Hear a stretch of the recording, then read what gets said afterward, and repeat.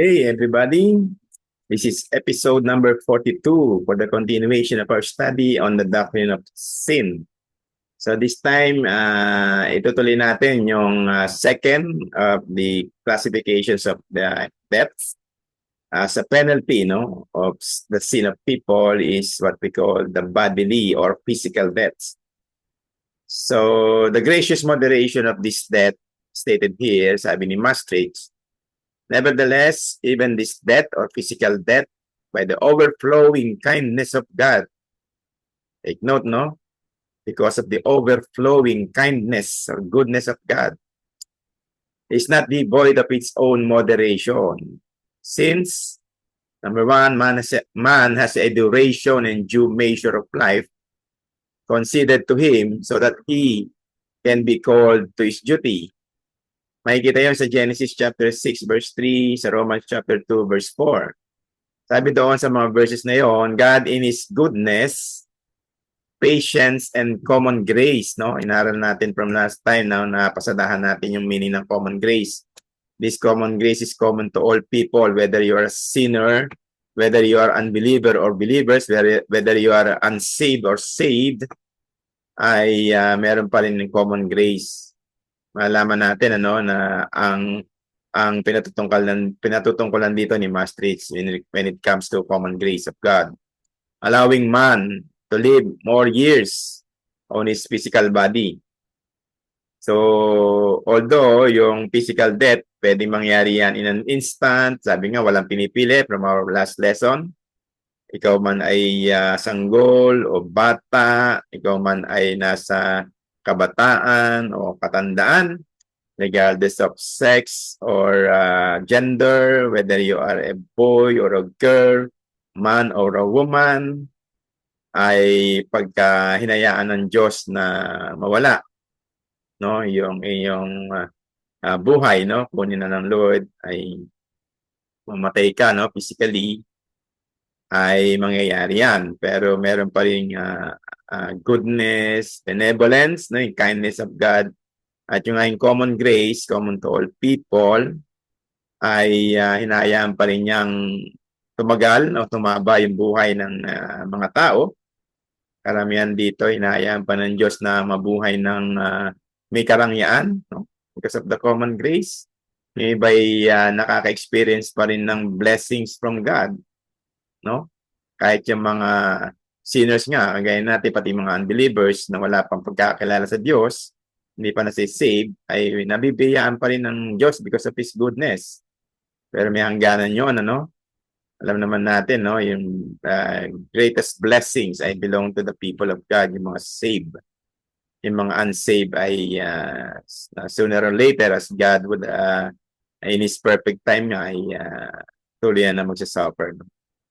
Yun nga yung papasok natin at the later part of this study, yung eternal death. So hinahayaan pa makaranas ng some form of blessing sa mga tao.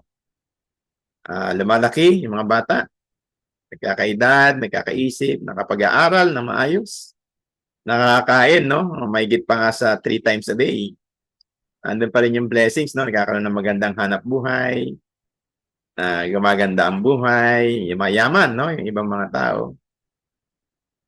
Although marami pa rin nagsasuffer, poverty nga, because of sin, because of this curse, ay nandun pa rin, no, yung kagandaang loob ng Panginoon. Yun yung mga moderation, no? Hindi pa agad-agad kinukuha yung buhay ng mga tao.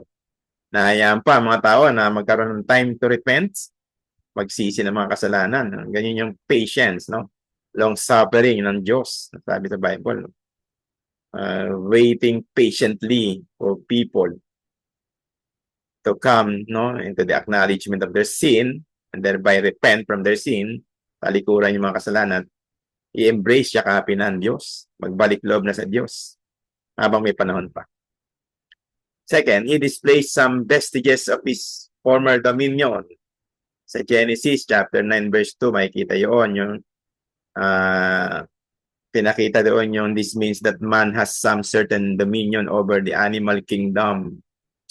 Naroon natin from our last lesson, talaga yung before the fall of man, no? may dominion, no? May paghahari, merong talagang authority, no? Binigyan ng Diyos ng authority, no? Pangyarihan ng mga taong unang tao, si Adam and Eve nga, na mabuhay na merong dominion, no? Napapangalanan nga ni Adam yung mga animals, no? At sila namamahala sa animal kingdom. Pero because of sin, yun na, nag-away na, no?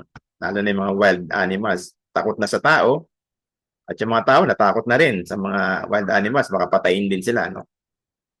Yun ang nangyari. Pero before that, maging dito naman, kahit naka-experience na ng penalty of sin, which is physical death na, ay inaayaan pa rin ng Lord na in some way, no, meron pa rin konti, some certain dominion, no, na meron pa rin authority ang tao doon sa mga hayop na nilikha ng Diyos. Nautusan pa rin ng mga tao ito, no, naalagaan natin ang mga hayop, of course. Yung mga dominions pa rin ko. Ilang kapangyarihan ng mga tao o habang sila buhay physically. Number 3, from the concession and indulgence of God, meaning lang nito, meaning as God would allow, man employs and enjoys the creatures. Na-enjoy ng mga tao na habang buhay pa sila. Yung kalikha ng Diyos. Ano ba yung mga creatures na ito? Yung mga na-enjoy pa yung life, no? Buhay. No? Yung nilikha ng Diyos, yung nature. Na-enjoy pa natin yung mga halaman, mga bulaklak. Pagkain, no? Na-enjoy natin, masarap na pagkain. Na-enjoy natin tumira, no? Sa mga gandang bahay, maayos na matahanan. Nagkakaroon nga tayo ng good education. Okay? So, hindi nga lang pantay-pantay, no? When it comes to riches. Pero kasama kasi yun, no? Although may some, kasama yun sa curse. Pero may some moderation pa rin, no? Na-enjoy pa rin natin yung life. Okay? Na-experience pa rin natin yung some form of happiness and gladness of heart, no? Na-enjoy pa rin natin yung air, libre ang no? Yung hangin, no? Okay, yan ang mga other things. Material things na-enjoy natin, no? Yung kaginhawaan ng buhay. Yung common grace nga, nandiyan pa rin. Okay, so with respect on account of his covenant breaking nga, kasi nagkaroon na nga ng covenant breaking of nature of works or the covenant of nature or the covenant of works. Exposed to the curse and vanity. A man, because of his disobedience, experiences some forms of hardships and difficulties.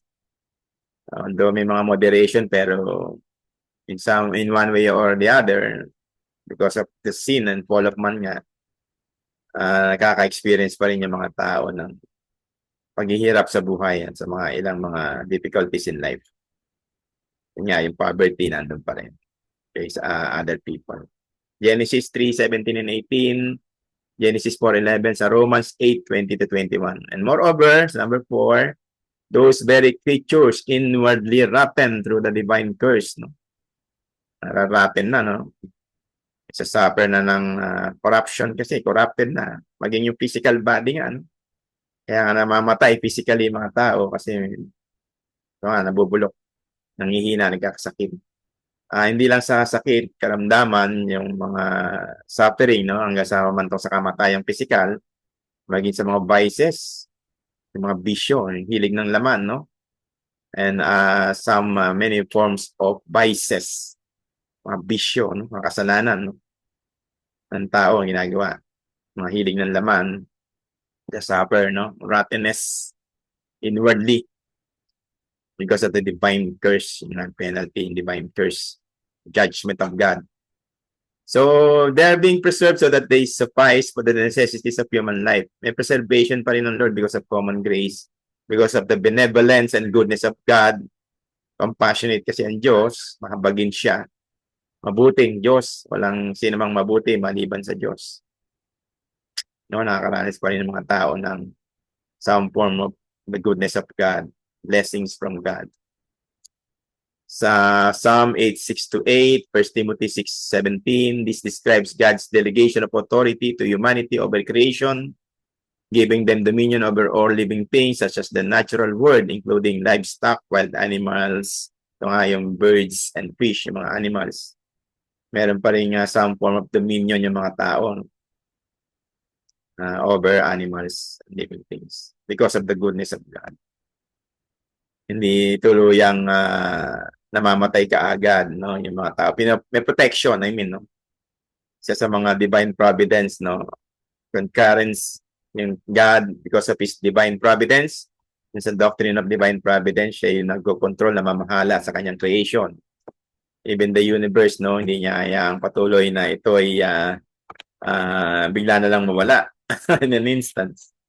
Merong kamay ang Diyos throughout His creation, even the whole universe, even human people, and everything that He has created. God is sovereign, no? He providentially provide all those needs of people to sustain life, no? Mabuhay pa sila ng maraming araw o taon. Naranasan pa nila yung goodness.